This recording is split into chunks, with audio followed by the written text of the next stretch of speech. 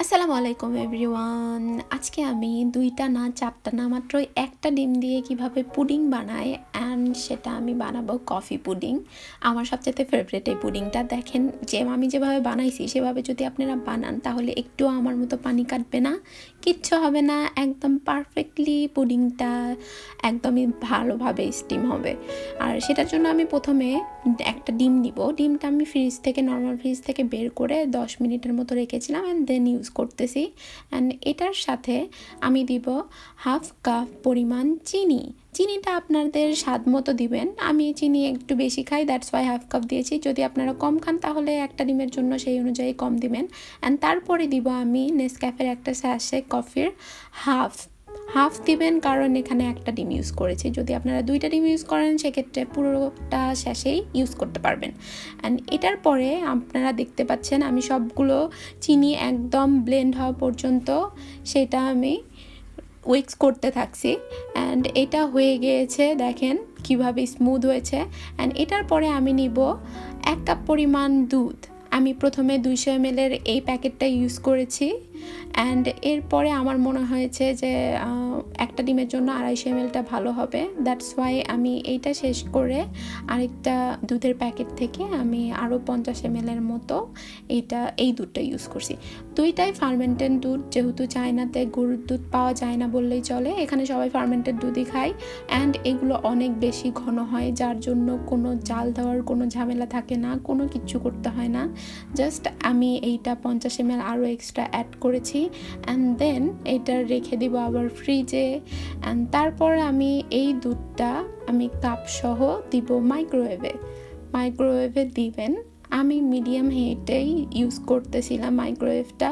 And medium হিটে আমি দিব অলমোস্ট 2 মিনিটের মতো, জাস্ট নাথিং এলস। আমার 2 মিনিটে এনাফ গরম হয়ে যায়। তো আপনাদের যদি ওভেনে দিতে ইচ্ছা করে কিংবা আপনারা চুলাতেও গরম করে নিতে পারেন, কারণ দুধটা গরম লাগবে। আর অতিরিক্ত গরম করা যাবে না, জাস্ট ওয়ার্ম মিল্ক যেটা আমরা বলি। অ্যান্ড এইটা আমি 2 মিনিটের জন্য মাইক্রোওয়েভটা সেট করে দিচ্ছি। অ্যান্ড 2 মিনিট পর আমি আসতেছি। তো 2 মিনিট পর আমি ফিরে আসলাম অ্যান্ড এটা হয়ে গিয়েছে। আমি দুধটা জাস্ট এখন বের করব, বের করে দেখব যে এইটা কুসুম গরম আছে কি না। এইটা দেখার জন্য আপনারা নখটা দুধের মধ্যে ডুবায়ে 1 থেকে 10 পর্যন্ত গুনবেন। অ্যান্ড যদি হাতটা রাখতে পারেন then it's okay for the pudding. Then আমি এটা ডিমের মিশ্রণের মধ্যে এটা অ্যাড করে নিব and then I will mix it again. And তারপর আমি যেই বাটিতে পুডিংটা দিব সেই বাটিতেই দিব। তার আগে আমি সামান্য একটু লবণ ইউজ করতে পছন্দ করি, তাহলে যতই মিষ্টি খান না কেন মিষ্টিটা আপনার কখনোই বোরিং লাগবে না কিংবা একঘেয়েমি লাগবে না, কোনো জি ঘাটবে না। তো এটার পরে আমি একটা ছাঁকনি দিয়ে এইটা সেঁকে নিব। অবশ্যই এই টিপসটা ফলো করবেন, কারণ সেঁকে নেওয়ার পরেই আমাদের পুডিংটা একদম এটে সেটে আসে, কোনো পানি লিকেজ হয় না, কোনো কিছু মানে সব কিছু পারফেক্ট হয়ে পুডিংটা সেট হয়ে যায়। তো তারপরে আমি একটা পলিথিন র্যাপার দিয়ে আমি এটা র্যাপ করে নিব। অ্যান্ড র্যাপ করা হয়ে গেলে আমি ফিরে আসতেছি। র্যাপ করা শেষে আপনারা খেয়াল করবেন যেন ভিতরে কোনো পানি যাওয়ার কোনো ব্যবহার যাতে না থাকে, কারণ এখানে ভিতরে যদি আপনাদের কোনোভাবে ভাবে যে পুডিংয়ের পানিটা ভিতরে চলে যায় দেন পানি অবশ্যই কাটবেন, পুডিংটাও সেট হবে না। তারপর আমি কি করেছি, একটা স্টিমার নিয়েছি। এটার কিছুই না তেমন, আমার মোমোসের যে স্টিমারটা আমি এটাতেই সবসময় পুডিংটা সেট আপ করি। তো মোমোসের পুডিংয়ের জন্য আমি কি করছিলাম যে আমি প্রথমে আগে পানি নিয়ে সেটা বয়েল করে নিয়েছি। অ্যান্ড বয়েল হয়ে গেলে তারপর আমি এটা দিয়েছি ধরে ঠিক 20 মিনিট পর আমি পুডিংটা একদম হয়ে গিয়েছে। আমি স্টিমার থেকে আউট করে নিব, চুলার জালটা আগেই বন্ধ করে দিয়েছি। আমি দেন এই বাটিটা আমি বের করে নিচ্ছি। বের করা নেওয়া হয়ে গেলে আপনারা দেখতে পারবেন কতটা স্মুথ হয়েছে আমার পুডিংয়েরটা। অ্যান্ড টেক্সচারটা জাস্ট ওয়াও, স্মেলটা এত সুন্দর আসতেছিল। কফির স্মেল আমার বরাবরই ভালো লাগে, যদিও আমি কফি লাভার না, বাট আমার কফির স্মেল ভালো লাগে। দ্যাটস ওয়াই আমি সবসময় কফি পুডিংটাই বানাই। আর আমি এরকম একটা স্টিক দিয়ে, দেখতে পাচ্ছেন স্টিকটা ঢোকানোর পরে একদম স্মুথলি বের হয়ে আসছে, কোনো কিছু হয় নাই এটাতে। যদি কোনো টেক্সচার বের হইতো এই কাঠির সাথে তাহলে ভাবতেন যে ভিতরে কোনো কিছু হয় নাই, পুডিংয়ের ভিতরে নরমই আছে। তো আমি তারপরে 1 ঘন্টার মতো ফ্রিজে রাখছিলাম। ফ্রিজ থেকে বের করে দেখতে পাচ্ছেন কোনো পানি কাটে নাই, কিচ্ছু না। আমি উপর করেও দেখাইলাম, কোনো রকমের আমার পুডিং একদম পারফেক্টভাবে হয়েছে। দেন আমি চাকু দিয়ে এইভাবে পুরো সাইডটা রাউন্ড করে কেটে নিব।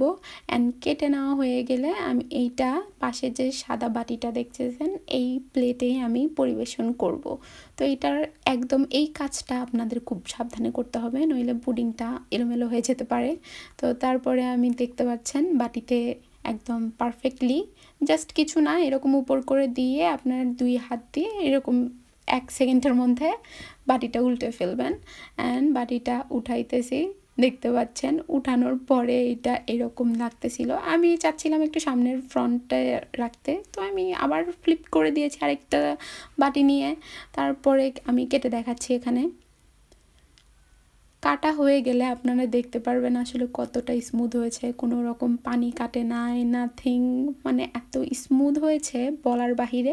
অ্যান্ড এটা খেতে জাস্ট ওয়াও, আমার তো অনেক ভালো লাগে। আপনারা যদি বাসায় ট্রাই করেন অবশ্যই আমাকে জানাবেন কেমন হয়েছে। And don't forget to subscribe, like and comment. Please comment করে জানাবেন যে আপনাদের রান্না করার পরে এটা দেখতে কেমন হয়েছিল, পানি কাটছিল কি না। আর যদি কোনো টিপস লাগে অবশ্যই আমাকে কমেন্ট করে জানাবেন। So see you in the next time.